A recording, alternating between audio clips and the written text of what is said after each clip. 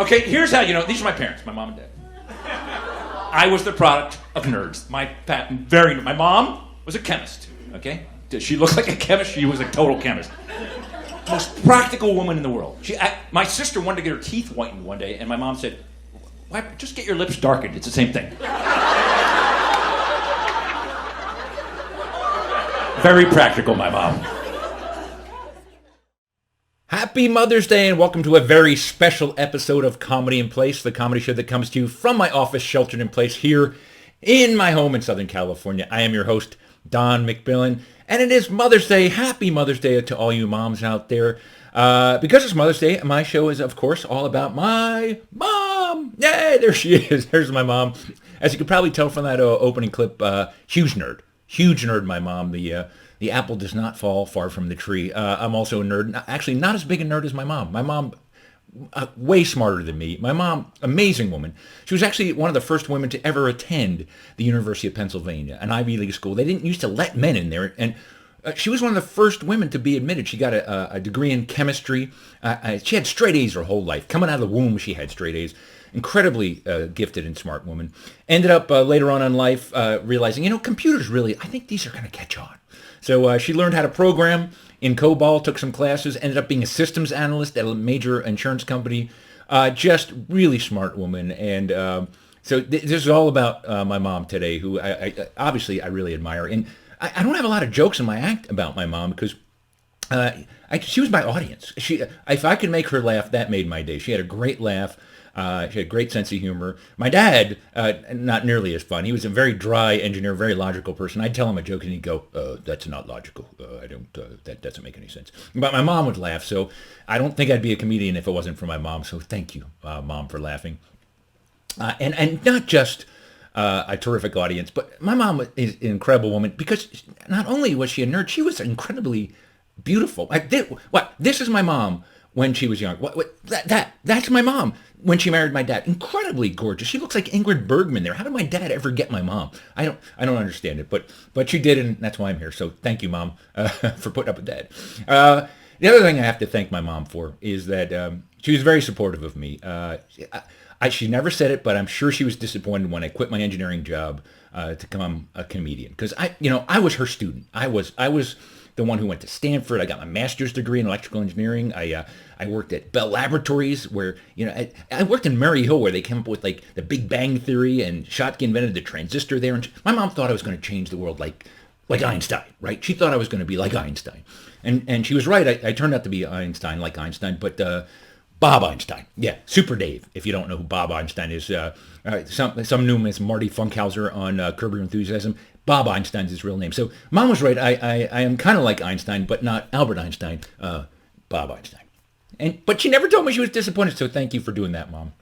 And I also want to take a moment to thank all the moms out there because we really do appreciate, maybe because I'm a dad now, but I appreciate what my mom had to put up with. It is, especially when the kids are little, it's hard. And I found this, I have a PowerPoint presentation because, if you know me, that's what I'm going to have. I'm going to go to it right now. Oop, wrong button. Oh, let's go over there. There we go. And I found this is a USA Today survey, and they asked the survey, and it was mostly about work, really, but they asked women, what do women want? And it was interesting because the way they answered the survey was that 65% of women, the largest chunk, wanted to work part-time. They didn't just want to be a stay-at-home mom. They wanted to work part-time, and keep their foot in the door. 9% wanted to work full-time while raising kids, and then 26% just wanted to be stay-at-home moms.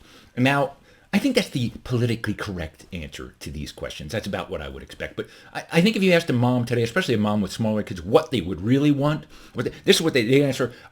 100% of them would say 15 minutes of quiet time. That's it. Just peace and quiet. That's all moms really want. My wife, when my kid was little, would just walk out the door sometimes and just say, "I'll be back in 15 minutes." Just 15 minutes of quiet.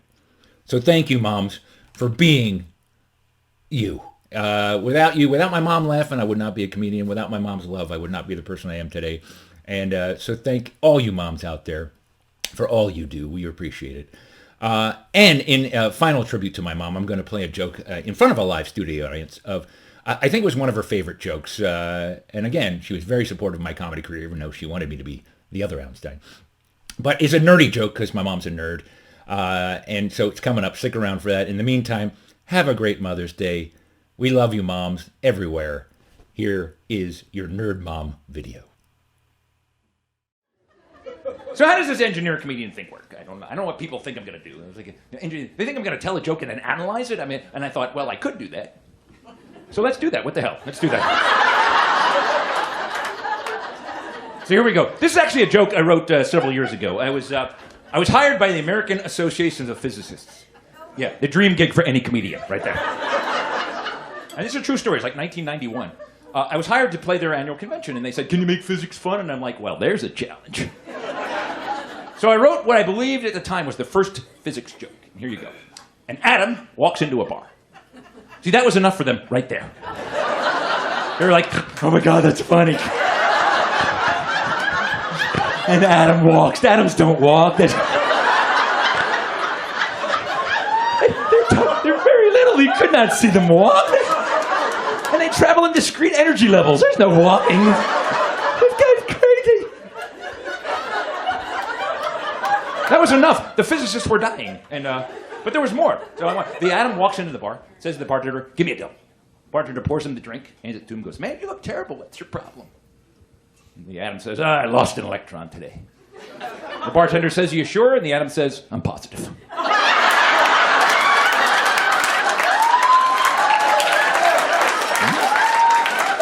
Is that not a great physics joke? If you play a physics convention, please feel free to use it. So why does that joke work? Let's do the analysis. This is the lab. This is the comedy lab. We're going to the comedy lab. So I'm going to a Venn diagram analysis of the joke. Okay. Two things need to happen in order for that joke to work. You have to overlap it. Comedy's about overlap. So you need to understand basic atomic physics, and you've been to a bar. And that overlap turns out to be 72%. Now, this is a true story. I'm telling this joke one night on stage. It was up in the Bay Area, actually. And some guy happens, right in the front row, is drunk, and he happens to be a chemist. And he's like, "That's not a physics joke, that's a chemistry joke." It's not physics, chemistry. I'm getting technically heckled. And I said, "No, sir, it's a physics joke." "No, that's atomic chemistry." And I go, "You want to hear a chemistry joke?" And I made this up on the spot. "Here's a chemistry joke, sir. Same day, same bar, later that day, and a catalyst walks in. The bouncer stops him and goes, hey, where do you think you're going?" He goes, "I'm going to get a drink." He goes, "No, you're not coming in here, Mr. Catalyst. Last time you came in here, you started something." That is a chemistry joke. Thank you.